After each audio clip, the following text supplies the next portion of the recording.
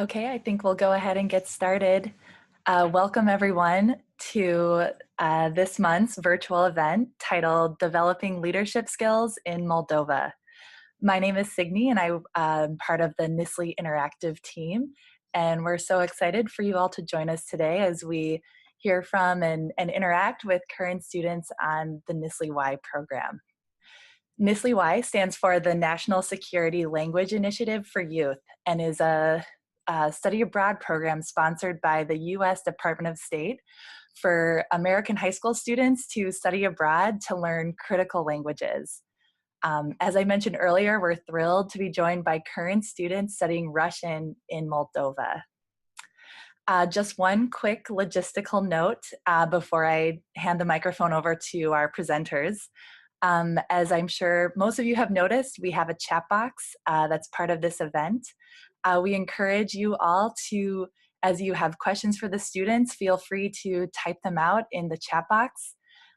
Please note to select, you have two options on who you chat these questions to. It either will say all panelists or to everyone, or it might say to all panelists and attendees. Please make sure you're chatting your questions to everyone or to all panelists and attendees so we all can read your questions in the chat box. And as I said, we'll finish after the presentation. We'll begin the Q&A where you all can ask the students questions. So as you listen to their presentations, please start to think what questions you want to ask them on how you can learn more about their experiences in Moldova. I believe that's all I have for you. So I will turn the floor over to the students. Welcome Adam, Charlotte, Ben, and Sabrina. Thank you. Thank you. Thank you. So welcome everybody. Our presentation is about developing leadership skills in Moldova. Next slide, please. Здравствуйте, меня зовут Адам, я из Нью-Йорка, и мне 18 лет. Hi everyone, my name is Adam, I'm from New York City, and I'm 18 years old. The first thing I'm going to talk about, and my main topic today, is building network and opening ourselves up. NSLI is a language learning program first and foremost, so we can gain a greater comprehension of the Russian language, but it also is not just an opportunity to learn Russian. It's also an opportunity for us to expand who we are and to learn more about the local community and the culture. And for the last few months I've been here, a lot of questions have been raised. And these are some questions I would like to answer in my presentation today. What does it mean to be independent? What makes up a local community? And how do I see these experiences helping me in the future? So when I got to Moldova, the first question that really came to me and the first thing that I was really thinking about is how my independence changed. When I was in the United States, I considered myself pretty independent. Living in New York City, I was used to riding public transportation on myself. I knew how to get around. I knew where to get to my extracurriculars, my school, my family, my friends. Life was a lot simpler then. I could speak English, of course, and also I was just familiar and I had the comforts of home. Yet, when you go on exchange, that all changes. When you get to Moldova, you have to relearn everything. You get to your new community where you don't really speak the language, you don't have the same support network, and you don't really know what's going on all the time. And I had to relearn everything from scratch. Luckily, I knew a little bit of Russian, but even then, there was so much more to learn. I encountered a lot of surprises, and things that I once considered easy and straightforward and even boring suddenly became new experiences and new opportunities for me to learn Russian, but also for me to discover new challenges and to have new experiences. For example, for me, I have a lot of dietary needs, and I had to start from the very beginning and letting my host family know I cannot eat certain foods. Because in Moldova and a lot of places outside of the United States, the concept of food allergies isn't really the same. Your host family might be like, oh, just have a little bit, just try it. Maybe it's like organic or this is a bit natural. It might be good for you. And I have to be firm and let your host family know that no, I cannot eat this. I might die.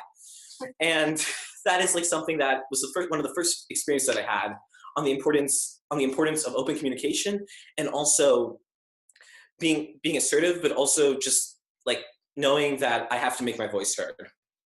And it's not just like food, which is a big part of culture, but also little big things like transportation. Like I had to learn a whole new commute to school, the trolley buses and the marshrutkas, which are a big part of our Moldovan experiences. That it's often a very surprising thing, where it's essentially a dollar van where people just hail. It's like a share taxi, and that has been a good opportunity to learn Russian, but also a surprising way and a cultural shock, but something that you slowly adjust to, and that makes sense after time. And it's not just that, but even things like haircuts, going to the supermarket, all of that offers new opportunities. Like getting curly haircut in Moldova has been a surprising experience for me, but it might be surprising and you might get your hair cut very, very short, but it's an opportunity to practice Russian. And for all of these things, they're all things that make up a local community. And when you're an exchange student, you really want to become part of that local community because it'll make your experience so much richer. It'll help you learn Russian, and it honestly just makes you feel less lonely and makes your experience feel worth it. And you can't do all these things alone. Like at home, I was under the misassumption that I did all these things alone, but I realized I had the help of like my family and friends to like learn all these things and figure out my environment, and I had years and years of experience. Well, here I only have 9 months. So it's important to ask for help because it's faster, it makes more sense, and locals know better. Especially in Moldova compared to the United States, a lot of people don't use the internet in the same way as they do in the United States when looking for information, like looking for extracurriculars, like an art class, or trying to find a gym or even a store. Word of mouth and asking around is really important. So you have to use resources available to you, like your host family, your first support net, your first welcome to the community, your local coordinator, and your resident director. And then after spending more time, you can ask for help from local contacts, like through extracurriculars or through religious activities. And they really help you, and it's worth it, even though it can be a little bit intimidating. And for all these things, yeah, in America, as I've said before, they can seem boring. But here, it requires a lot more initiative, and also can be scary because you really have to take these risks, and especially in a language that you don't know, and when you have all these fears, or at least I did, I don't know, but you guys, like, I'm like, when I got to Moldova, I could only understand Russian. I could barely speak it. And I had fears like about my accent, or just sounding like a complete idiot, like not using the right case, or not even knowing what a case was, to be honest, which was my experience, and just like stringing together words and hoping that it makes sense to my host family. And with all of that, like, it's scary, but it really is worth it. It makes your experience so much more. And as I go into the future, I see these things helping me out, because when you go into any new endeavor, like making new friends at college, or joining a new club, or trying to get an internship, it's really important to take initiative and like face those fears, because it's scary, but it's really worth it. And building that network, it really opens it all up. And that's what I have to say. Thank you. Next slide, please. Nice job. Всем привет, меня зовут Сабрина, я из Калифорнии, и мне 18 лет.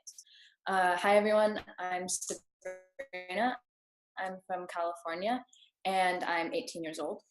So I kind of wanted to talk about flexibility a bit and learning from your failures.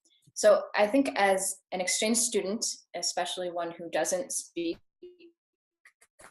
Russian very well, or at least I didn't when I got here, in a new country, you really have to be very adaptable.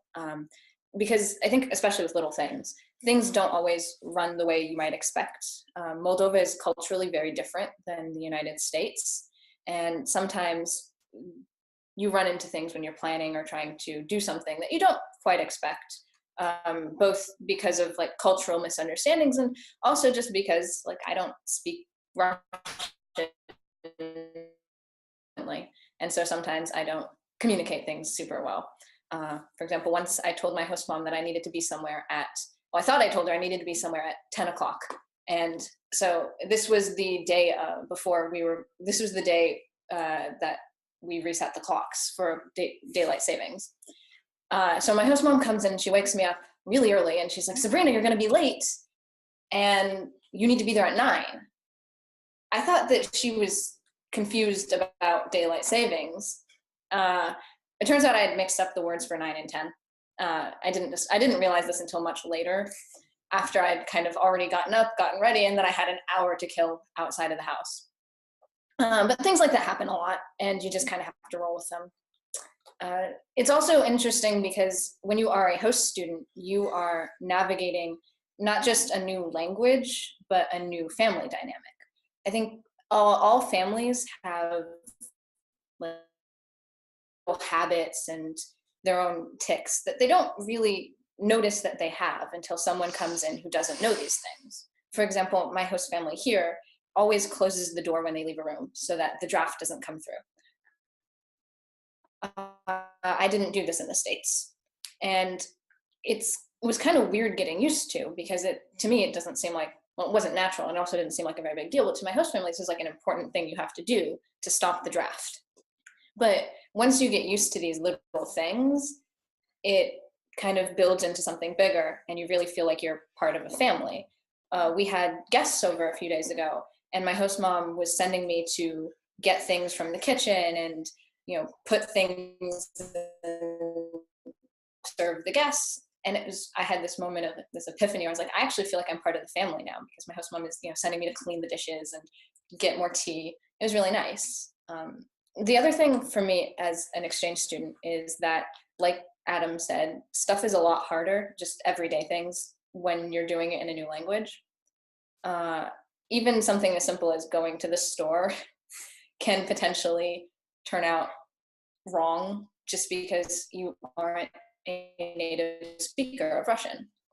And so I think, well, the stakes always seem higher when you don't speak Russian very well, or speak whatever language. In the States, when you think about failure, you think about, like, you know, failing a test. But, you know, here in Moldova, for me, failure is more like I don't get understood, or I, you know, end up with the wrong haircut, or I buy the wrong thing at the store. And it can be kind of frustrating. I know I'm always learning new constructions in class, and I go home and I'm excited to use them with my host mom. But sometimes I'll come home and I'll say something, you know, I've rehearsed it, studied it in class. I think I have it down. My teacher is like, yeah, you did this right. I say it to my host mom. My host mom goes, Sabrina, I didn't understand anything you just said. And that's kind of disappointing. But at the same time, it's actually really great, because my host mom could have just said nothing, just, you know, let me blabber on forever.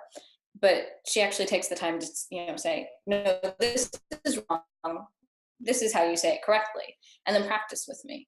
And I think every time I make a mistake in Russian, it's something kind of like that. It's an opportunity for me to learn something new. And once you learn to look at all of those failures as something that isn't such a big deal, it's a learning experience, learning things becomes a lot easier, and you learn more, even if you don't realize it. I was at a volunteering meeting on Thursday, and there were about 8 people. Everyone was speaking in Russian, and they were all speaking pretty fast. They were talking over each other. You know, some people were speaking really loudly, some people were mumbling, and that's kind of hard to follow if you're not a native speaker. And, you know, 5 months ago, I wouldn't have been able to follow. I would have been confused. I would have felt pretty bad about myself. And on Thursday, I actually understood everything they were saying. I couldn't speak, like, contribute as well as I would have liked, but I could understand everything that was being said. And that's a little success. It's not, you know, it's not a huge deal, but it's really encouraging to have those little moments of success, you know, to be able to look at that and say, well, the sum of all my little failures is that I can go to an event like this and understand. And I think being able to look at things as, you know, every success is just a sum of little failures is a really great skill for anyone to have. And being an exchange student is probably one of the best ways to learn that. So, thank you. All right, next slide. Молодец. Спасибо. Thank you, Adam. Thank you, Sabrina. Здравствуйте всем. Меня зовут Ben. Hello, everyone. My name is Ben, and I'm from Baltimore, Maryland. Just as the other presenters have wonderfully stated, moving to Moldova is a large life adjustment. And for me, the 2 biggest adjustments was self-sufficiency. In America, I always considered myself independent, but here in Moldova is when I discovered how much I was taken care of at home. For example, here I have to make sure I have enough toothpaste in the morning. I have toothpaste in the morning, shampoo. I have to buy the bus ticket. I have to make sure I buy the bus ticket for the month and to pay my phone bills. And the second adjustment for me was creating a routine. moving to Moldova, as I'm stated, we had practically zero contacts. And here, no longer could I go to sports after school or participate in the clubs like I once did. And here I had to make this new routine myself. And in addition, the NSLI program requires us to participate in extracurricular activities and fulfill 30 hours of community service. And in order to complete this, oftentimes we go into situations that are a little bit uncomfortable, whether it be unfamiliarity, doubts in language ability, or sometimes a little bit of embarrassing moments. My first example of this was trying to find my first extracurricular activity. Arriving to Moldova, I wanted to try something new. I wanted to try salsa dancing. I found a studio that I liked online, and I looked on the website, and the website was entirely in Romanian. Because of that, I figured that I needed to call the director myself. However, the idea of calling someone over the phone was completely terrifying to me, because over the phone, you lose many nonverbal communication signs, and sometimes quality can be bad on the phone call. And I didn't know any words for dance. So I decided I would ask my host brother for help.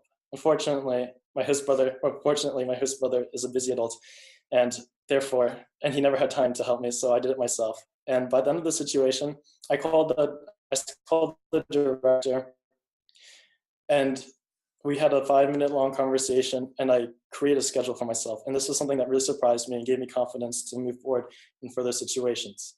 Second moment of stepping into an uncomfortable situation was trying to complete community service hours. Online, I found an English club just outside the city.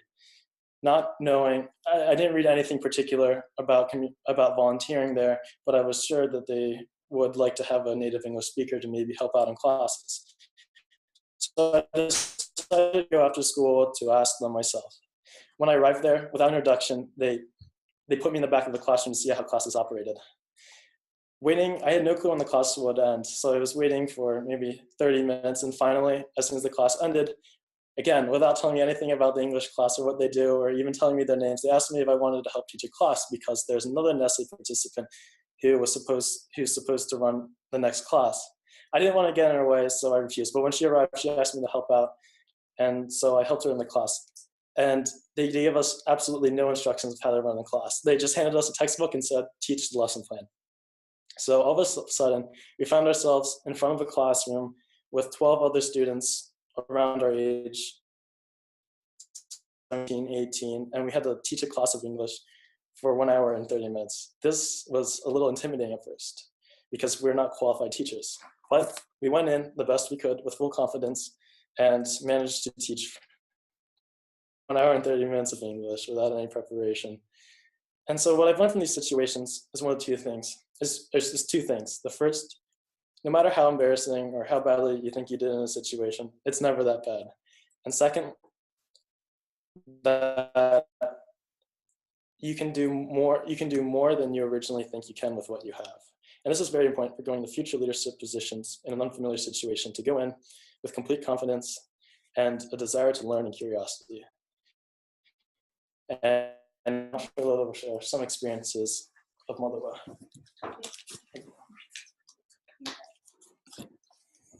Привет всем, меня зовут Шарлотта, я из Вашингтона. Hi everyone, my name is Charlotte, I'm from Washington, D.C., and I'm so glad to be here with you all virtually talking about what I think, or what I've found, are the skills that are the most valuable to being a good and strong leader upon our return to the United States. The first skill that I think my peers and I have been working hard to develop since we came here is developing strong communication skills. I think all of us came with some understanding of Russian, but which was kind of frustrating to me, but I couldn't pitch into any conversations or discussions or debates that my host family was having or in class, and that was kind of frustrating. But it was kind of a blessing in disguise. As well. I learned with every conversation, I picked up more, not just concrete information, but styles of talking and different ways of conveying your argument and your position.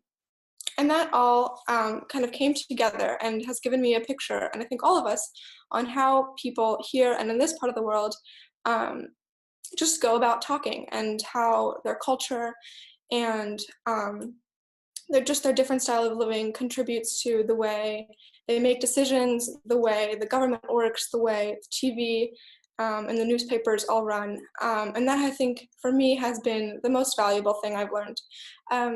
And I hope, and I know that that will be very valuable in university and after university in our future positions.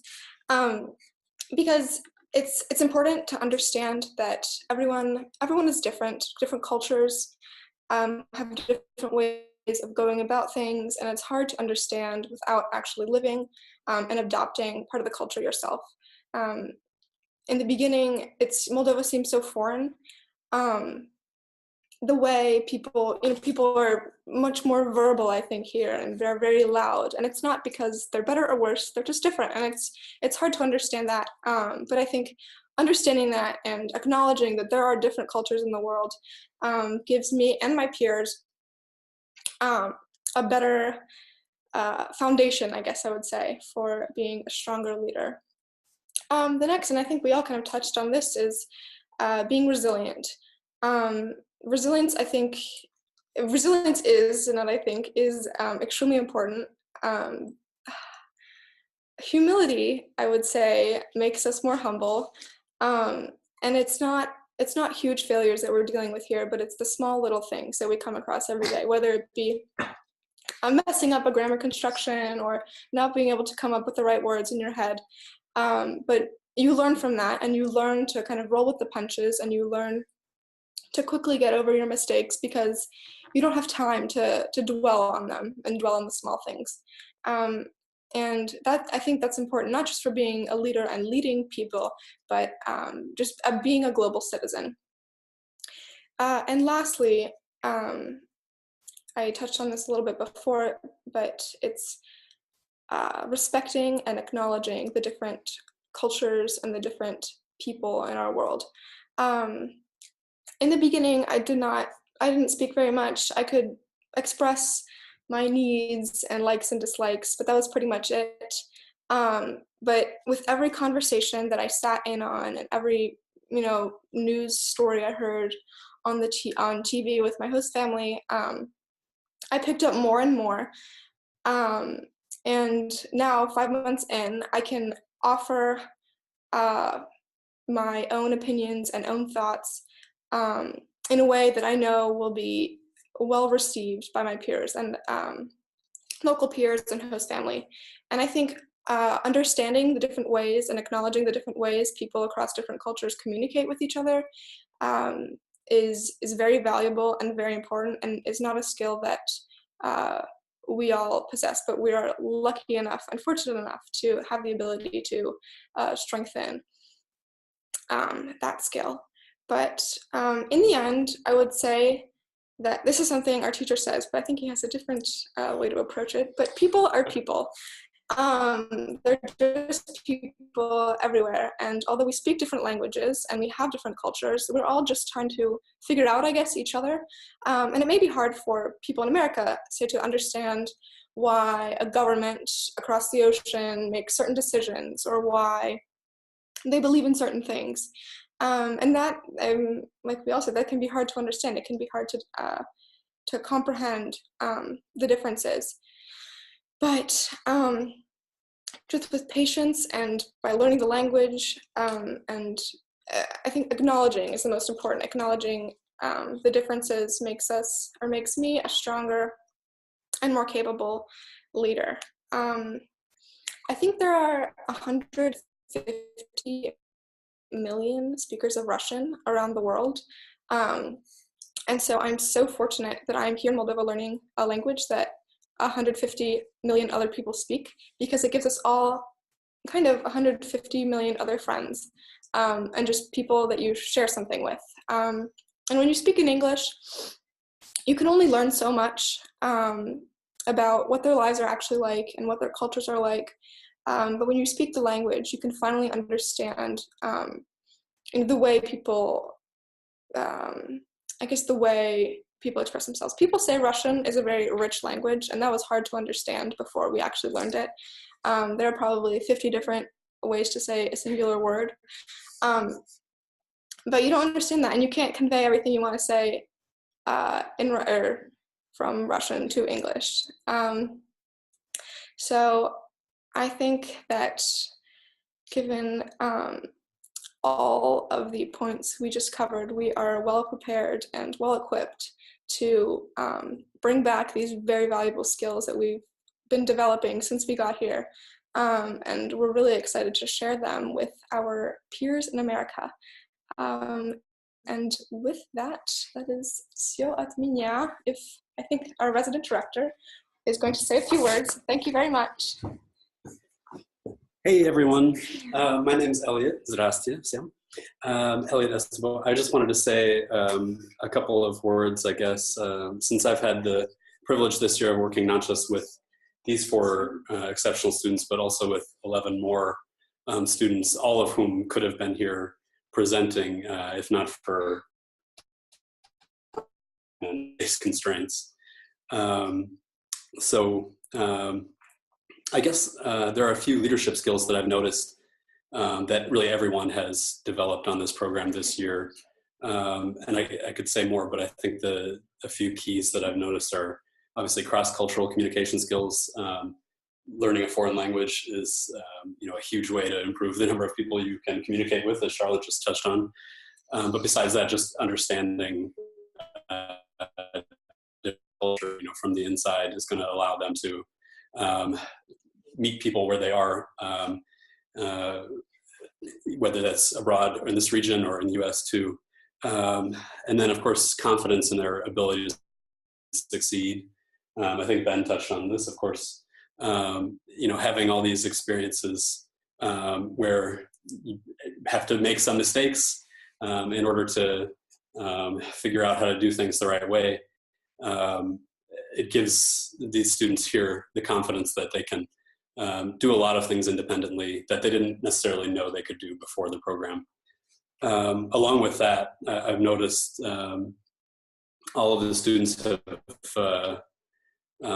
gained the ability to persevere through a lot of things. So, I think every leader in the world has probably failed more times than they've succeeded. So knowing that you can make mistakes here and then get back up and try again until you get it right, that's something that everybody who everybody who gets through a exchange opportunity like this is just going to be have more perseverance and be more confident in their ability to succeed in the future. And then taking initiative, finding and pursuing new opportunities. As a resident director here, I've found some opportunities for volunteer work that students are doing here and for different extracurricular activities, but a lot of those things are things that students do independently. So, I might identify the opportunity, but then they've followed up and taken the initiative to start doing something for the community here or something that they enjoy in their free time. And I've noticed that more recently, a lot of students have just made a big effort to find things on their own too. And they've learned about opportunities here in Chisinau that I didn't even know about or that our local coordinator didn't know about. So that's a skill that I've seen everybody gain.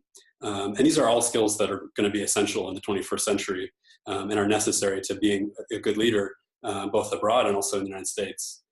So I think NSLI-Y has been an invaluable opportunity for students to develop these skills while gaining proficiency in a foreign language. So with that, I'm going to give you guys a chance to ask some questions of our students here. So thank you all for joining us. Okay.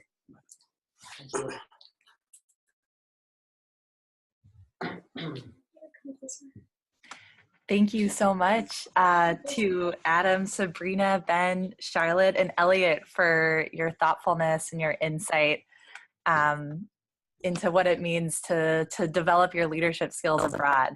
As we transition into the Q&A, I just wanted to share 2 links for those of you who'd like to learn more about the NSLI program. The first website is the main website for the NSLI program. You can find all information on how to apply, where the students study abroad, and any questions you have I encourage you to visit that first website. And then the second website is for NSLI Interactive, which features stories written by current students and alumni about their experiences on the program and what they've gone on to do since returning to the US. So I'm going to stop sharing my screen, and the floor is now open to any questions you have for our presenters.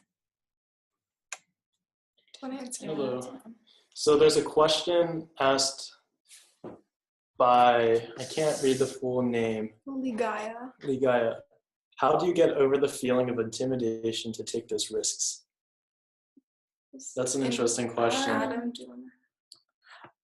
Okay, I can say for me, it's really a strategy of doing things in the moment and just going for it. Like, that might seem a bit brash, but I try to give myself like only a few seconds. If I need to interact with someone or to like walk up somewhere, I'm like, I might not have the entire vocabulary list in my head. I might not know exactly what I want, but I'm just going to go there. And I'm going to just be like, Здравствуйте, мне нужно это. It's like, hi, I need this. And then you kind of just point for a while and then hope the right word comes up. And then it's not exactly hoping, but it often somehow works out. Like, the more I've been here, the more my Russian skills have grown. So it's been less confusing. But when I got here, it was a lot of pointing and smiling and taking money from my wallet and going like, let's see, here you go. And then hope that's the right amount of money. And that's how you kind of go around with it for a while. As I can confirm, Adam does go into situations with a lot of confidence. I would like to add to that and say, in the beginning, taking these risks are very terrifying. But then over time, of course, there's situations where you may embarrass yourself by not completely understanding the situation, but over time, you become almost jaded to the feeling of embarrassing. And then it's no longer embarrassing, and you realize that nothing bad happened from the situation. You learn from it, and you can do better next time, and you'll do better next time. I mean, I think part of getting over that fear at the very beginning is just knowing that if you don't just get it over with, you won't get whatever it is you have. Like, if I wanted to go somewhere and I didn't know how to get there, well, I have to ask directions on the street. There's, I have to do that. If I want to get my hair cut, I have to speak Russian. If I want to go to the store and buy a book or buy apples from somebody, I have to use Russian. And if you want to do those things enough, you'll just kind of get over it and speak Russian, and it stops being scary. So, do you want to add anything? No, I agree with everything that was said. There's another question about, see. Yes, Elliot is here with us. Yeah. And what sorts of things have you guys done to fulfill the community service requirement? We have a requirement of 30 hours by the end of the program, and we've been working a lot with the Republican Volunteer Center. Just this Saturday, Ben and I and one of our friends went to a children's hospital, kind of on the outskirts of Chisinau, and we drew and painted and played games with a bunch of little kids. And so that's just one of the activities we're all engaged in. On Saturday, I was at a retirement center doing crafts with some elderly Russian people. That was actually pretty fun. I had a very long conversation with this one very interesting lady. What I do is I lead a English club at the youth group, where that also serves as my main extracurricular activity. So I learn a lot from Russian, having the opportunity to socialize with Moldovan teens my age. But I also am able to help out with English, which has been a lot of work, but has been pretty rewarding. What's interesting to note is that here in Moldova, the concept of community service is not as popular as it is in America. So in the beginning of the program, we were all trying to find a facility that we could do our program hours through. And that proved to be very difficult. And we had the RVC Center so far is probably the only community service organization that I'm aware of here in Chisinau. So we had to be very persistent to get placement in the program, to go to their outings.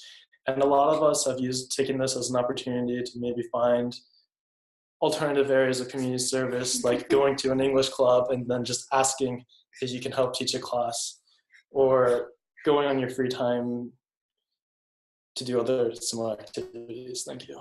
Do you all want to mention the World Scholars Cup? Will we Oh, yes. prepare for that? Yeah, so there is a competition called the World Scholars Cup, which is kind of like a quiz bowl, a really, really big international quiz bowl. And this year is the first year that Moldova will be having a national qualifying. And that national qualifying game will be hosted here in Chisinau at an international school, actually not far from where we are right now. And we will be volunteering, actually all day at that event. It will be about 13 hours. So that is another way that we'll be getting our service hours. Yeah, Elliot actually set that up for us. So I'm looking forward to that. I think it's gonna be very fun. Next. We have a question from Erin. What is the one thing you consider the biggest benefit personally of this program aside from learning to speak Russian? I think independence has probably been, I would consider myself an independent person. I think I was back home in America, but it's a different kind of independence that you have here. I think Ben and Sabrina and Adam all touched on this. But I've been trying to find a balance between they kind of let us go, and we have to find our own activities and have to eat lunch alone twice a week. Big deal, right? But we also have a pretty strict regimen, so I think finding a balance between that has been, I guess, it's been beneficial to me to find. How do I say this? It's been a while since we've spoken English. Time management, I think. But a different kind of, in America, you take your tests and you have to, manage your time after school term. Yeah. So besides Russian, the Russian is a pretty big benefit, I would say. Yeah. What's interesting for me is, besides what Charlotte just said, in addition, is punctuality too, because here we all live in different areas of the city. And in America, I only lived 5 minutes away from my school and really most places that I needed to go. And I had my own source of transportation. But here, I'm relying on public transportation. And there's no one but myself to remind me of when I have appointments and when I need to get up in the morning and when I should start homework and when I should pretty much do any activities. So that's been interesting. Next question. What drew you to NSLI-Y? Why did you want to apply? So for me, I found NSLI just kind of by coincidence. I was just reading about exchange programs because I didn't know that they were a thing people really did. I thought they were kind of something you see in movies about high school and not something people actually participated in. And I happened upon the NSLI website, and I thought, I've always kind of been interested in Russian history and Russian culture. How cool would it be to learn Russian? So I applied on a whim, and I was lucky enough to get in. So that was kind of how I ended up finding NSLI, just sort of a series of coincidences. I was kind of against gap years. I just didn't see the point. And then 2 years ago, I guess, I met someone who had just completed the program. He spoke very good Russian, and I was like, wow, I want to speak Russian like that too. So after some convincing from my parents, I decided to apply. I didn't think I was going to get in. They just kind of threw in an application. I worked on it, but and then I got in, and since I've been here, I am appreciating this year. I don't think there will ever be another year in my life where I can just give up everything and study one thing for 9 months straight. So that's probably why I decided to come here. I can say also though that having received this scholarship, because worked so hard to get here, and having received the scholarship, you'll be even better candidates for future scholarship opportunities. Exactly. So if you want to start building that kind of resume, this is a great place to start for sure. You guys would agree? I would agree. Yes. Done. So what do I do, Adam? Back we go. Well, for me, I wanted to actually learn how to speak Russian because I'm technically a heritage speaker, didn't couldn't really speak Russian. I could understand Russian, but I would respond in English with my family. So I wanted to take NSLI as an opportunity to learn Russian, of course, and to actually build that proficiency, which I feel can really like set me apart in like the workplace, like in America especially, where foreign language learning isn't as common. And also doing the academic year program was a big seller for me because I felt like I could really learn so much in like 9 months. And it was a really interesting opportunity because with NSLI Russian program, we focus mainly on just studying Russian. Like we have supplemental classes, like with electives at local high school, but like really we had the opportunity to just focus on Russian. And I knew, like Charlotte mentioned, like I'd never really have that opportunity again to focus on something like that. And I wanted to take that opportunity and see if I could get it. Here I am. And I'm in a similar situation as Adam. I'm a heritage speaker of Russian, but I couldn't really respond or couldn't participate in conversations. And since 9th grade, I always knew I wanted to do something unique, like a year abroad. And just like Sabrina, one night I happened upon a blog that described the NSLI program. And after 2 years of applying, I finally got in. I couldn't be happier. And I chose the year-long program, just like Adam said, of course, 9 years. 9 months. 9 months would put me at such a head start in future Russian pursuits. Next, are you all enrolled in any sort of Moldovan school in addition to Ion Creanga? My group started attending the Lyceum of Alexander Pushkin in the 2nd semester in addition to our regular classes. Yeah. No. We are also taking classes at Lycée Pushkina. We started 2nd semester too. I think we take less classes than your year. We have 1 to 2 classes I per take week. 3. Yeah. We have 3 options. You can take civics, PE, or geography. So I do 2 civics classes a week. I do 1. And I take 2 periods of geography. And I do 3 classes of physical education, which I actually just do physical education because throughout my day I have a lot of audio input of Russian. I listen to Russian podcasts, Russian music. I listen to my teacher, listen to my host family at home, watch TV in Russian. But I wanted more opportunities to start speaking Russian, and I found that PE would be a better fit for that because in class you're listening to the teacher. But in gym class or in the locker room changing, I have opportunities to meet new local Moldovans and practice my Russian with them. Shall we move? Daisha? What advice would you give to a student going to Moldova for the first time? That's a good one. I think there's only so much you can prepare for. Yeah. I've been to Armenia a couple times, and I thought it would be pretty similar. Just given that they're both former Soviet territories. But nothing can really prepare you for what it's like living with a host family until you actually live in one. It's probably one of the best parts, but it's also sometimes kind of uncomfortable. And that's something that I didn't think so much about. And it's also hard just speaking in a foreign language all day, every day. But the longer you do that and the more you do that, the better it gets and the easier it gets for you. So I think coming in with an open mind is key and very important. And it's just important to always keep an open mind and remember that 9 months is a pretty short time and it goes by really quickly. And yeah, I wouldn't get weighed down by the small things. Okay, so I would probably say a few things on it. The first thing is to go in with no expectations. Like you're allowed to have expectations, I think, and like you're going to like learn Russian, have the opportunity for the host family. But in terms of like generalizations about Moldovan culture, that's something that it's hard to understand. It's even hard to do for Moldovans, and it's hard to do even for us as foreigners because we still have a different perspective living with our specific host families and going to our school and having like our experience because everyone's experience is different. So like, educate yourself about Moldova before going, but be prepared to be completely surprised.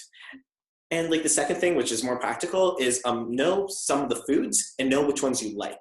Like if you have the opportunity to try Russian or Romanian or Moldovan food, which often overlaps in Moldova, try it and figure out what you like. For me, that was very helpful, mainly because I can't eat a lot of food, that I like knew which foods I liked. I was like, yeah, I like borscht. Yeah, I like katleti. So it's like, it gives like a starting point when you get to your host family and they're trying to feed you.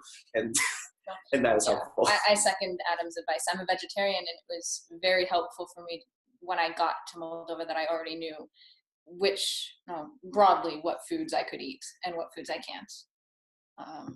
I am an anti-milk product kind of gal, and my host father won't let me leave the table until I try everything. So I don't know if I'll eat it again, but I have tried all the different cheeses and all the different dairy products, and I think just really kind of letting yourself go and being open to not just trying new foods but different things is something I would keep in mind. I think one other thing that I read about it before I came to Moldova, but it hadn't really clicked in my mind till I got here, is that Moldova is a multicultural country, which means it is not just Moldovans. There's Russians, there's Ukrainians, Gagauz, Bulgarians, Ukrainians, etc. I said Russians, yeah. And they all speak their own languages here. So the official government language is Romanian or Moldovan, and there is a sizable minority of people who speak Russian. And when I came, and I think when a lot of other people came, I was expecting to see more Russian, but a lot of the signage is in Moldovan, in Romanian. So that's just it's not really advice, but that is something that I think be prepared for. You should sort of be expecting. It's not like, it doesn't make much of a difference in my day-to-day life, but it is, it's an interesting fact about Moldova that's kind of hard to comprehend just from reading about it on the internet. Yeah, in addition to what Sabrina said, is that Moldova is really a bilingual city. There's some people. Chisinau is a bilingual city, and that sometimes you'll hear a conversation on the phone that starts in Russian and then turns to Romanian, or then back to Russian. And some families speak Romanian, some families speak Russian, but I've not encountered yet an experience of someone not being able to speak at least a basic level of Russian or for what I needed to communicate across. Yeah. Agreed. Which schools and regions in Moldova did you visit? Well, we attend the University of Ion Creanga. Pedagogical State University. I know, let's start. Okay, so we've been to the monasteries of Țipăva, Saharna, Old Orhei, Capriana, Finchești. We've been to a lot of monasteries. There are a lot of monasteries in Moldova. I think the best part of Moldova is that you can go across the country in like 45 minutes. So we really get to see a lot, and we get to see most of the city. And we have plans this spring also to get to visit Gagauzia and Soroka and Bieltsi, some of the places that our group last year went as well. We wanted to just wait until the weather improves a little bit before we spend too much time outside as a group, but hopefully that'll happen very soon, and we'll be headed to those places as well.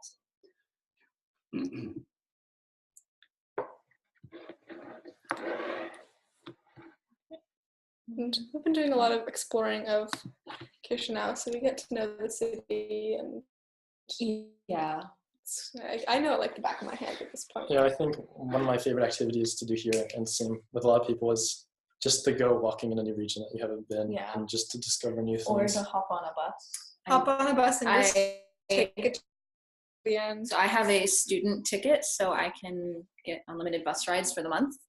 And sometimes when I have free time, I like to just get on a bus that I haven't used before, because there are like 3 or 4 buses that I use regularly, and I like to just see where it goes.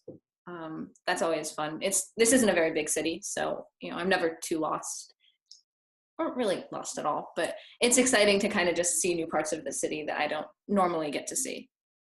Yeah, I agree. And if you ever do get lost, people are really helpful, and you can always find your way. Yes, Moldovans are very friendly. Yes, everyone's really friendly. We're really friendly here. Oh, here's one. What are your plans after the NSLI-Y program? How will you incorporate what you've learned on the program into your lives back in the United States? Okay. Yes, we'll just go down the line. Sure, let's go down the line. So after NSLI, I plan to go to college. That is the current plan. So I definitely want to continue studying Russian. And when I get back to the United States, I think I'm going to go in with more of an attitude of just like willing to like go for things and willing to take initiative and not let fear hold me back from like trying out new opportunities. Like when I look back on high school, like one of my, not necessarily regrets, but one thing that I wanted to improve on was being more comfortable with like going into new places and making impact and trying to learn new things and meet new people. So I think I'm going to use the soft skills that I've gained like throughout my year, and I hope to develop even more for the next few months, and also learn Russian and then see where that takes me in the future. So I, like Adam, will be going to college, and I also would like to continue studying Russian, and I think I'd also really like to use the language learning skills I've picked up here to learn another language beyond just Russian. And after that, I'm not 100% sure what I'd like to do, but I really hope that I'll be able to incorporate my Russian skills into that. So You're going to study diplomacy, right? I will be studying international relations, yeah. So I might be a diplomat. We'll see how that goes. But I will probably be using Russian, so that'll be fun. I also have plans to attend college. I definitely plan on continuing my study of Russian. I'd also to be more of a part of the Russian community in DC, and wherever I end up for university. And yes. Likewise, I will be attending college next year, where I will continue my Russian and major in international relations. And I would like to, like Sabrina, not 100% sure, but so far I'm preparing myself for a future in diplomacy. I think it's safe to say we all have similar Yeah, aspirations. some international relations, like policy. I think most aspirations. NSLI students, or at least on this program, have similar plans. Yes. All right, here's a question from the Q&A box. How do you maintain contact with your family and friends back home? Is it difficult? How do you handle being so far away from your friends and family? Is that difficult? I have one. I think my mom is watching this, so I apologize. But I don't miss home as much as I thought I would. I've definitely built a support system here. And I have my friends who are kind of like family at this point. We spend a lot of our holidays together, and we have our host families, which are like, is another family to add to the list. And our teachers, who are harsh, but a good harsh. They have our best interests. Do it out of love. They do it out of love, and it makes it exciting to come to school every day. I talk to my family about once a week. I'm in group chats with a couple of my friends from the US, so I can stay in contact with them. Благодаря text messaging. So it's sometimes difficult because of the time change and just because our life here is so focused on speaking Russian that I don't really want to break away from that and speak English. So who wants to go next? Just like Charlotte stated, I don't really feel Charlotte stated, I don't feel the difference in time zone and distance because we're so occupied here with work, extracurriculars, and friends, and we really have our own separate lives here, and everyone back in America has their own separate lives. So, like Charlotte, I don't really feel homesickness. Sorry, Mom. Sorry, Dad. But I know when I come back, it'll be a lot of fun to see everyone again. When we return home. Yes, our homeland. Yeah, homesickness hasn't really been a huge problem for me either. Sorry, Mom and Dad. But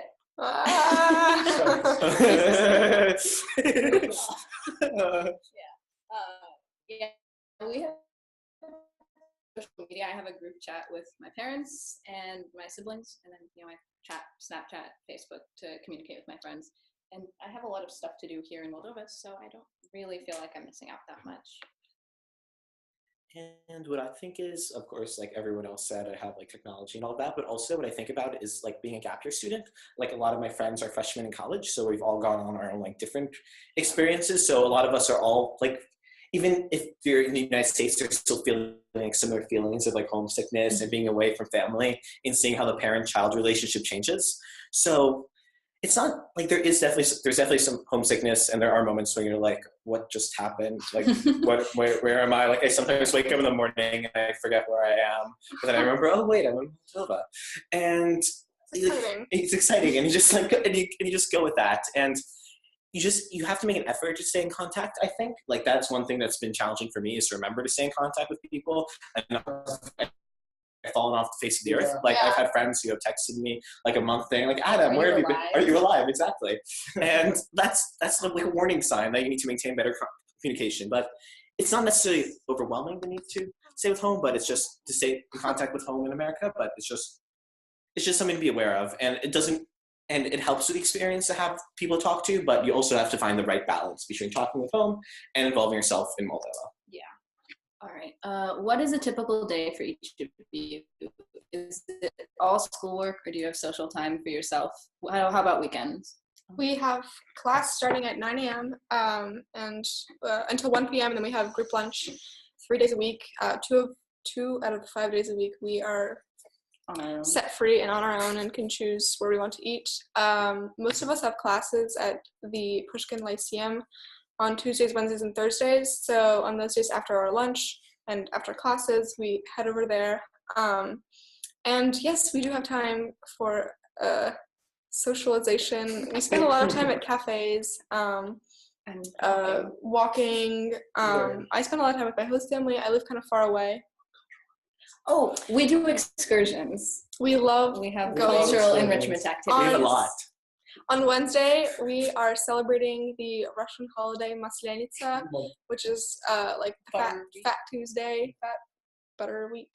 And so we're making some Russian foods, and we don't only do Russian cultural activities, but also Moldovan, because the culture is we live in Moldova, and the culture is very rich, and it's kind of like a mesh of a bunch of different cultures. Yeah. I would say on weekends, depending on the week, we may have an excursion to go to, but generally 1 day a week I reserve for social free time to walk, not do any work. And then Sundays, because we do a lot on this program, just my day to be home, be a little lazy, to catch up on work and relax and recharge for the weekend. We watch movies together, Soviet films put on by a resident director, and we go to museums here. We go to the theater. We go to theater a lot. Tickets are really inexpensive, so we're trying to take advantage of that. So we're making the most of our time here. Yeah. And then there's one more. What was it difficult convincing your parents to let you do this program? How did you address the concerns, if any? Okay, well, I can speak on this. I'm currently a senior in high school, so trying to do this program, or convincing my parents to let me do this program and convincing the school faculty, was a bit of a challenge. I wanted to apply to the year-long program for my junior year, which would be last year. And I sort of had this secret plan in my head that I would spend last year abroad. And I didn't really make that clear to my parents. I told everyone, I didn't deny the fact I applied to the year-long, but I made it seem like the summer program was my goal.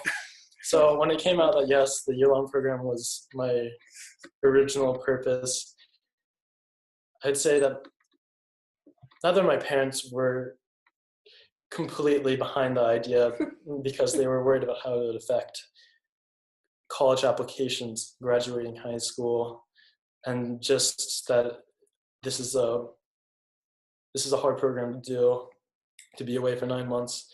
But after not getting in that year, I really showed to my parents and school faculty members how serious I was about learning Russian and how this would help me with my future. And eventually I got their backing, and without their support of my parents or any of the school faculty, I couldn't be doing this program. So I owe thanks to them. Thank you, Mom and Dad. So I am actually a summer program alumni. I was in the Russia summer program in 2016.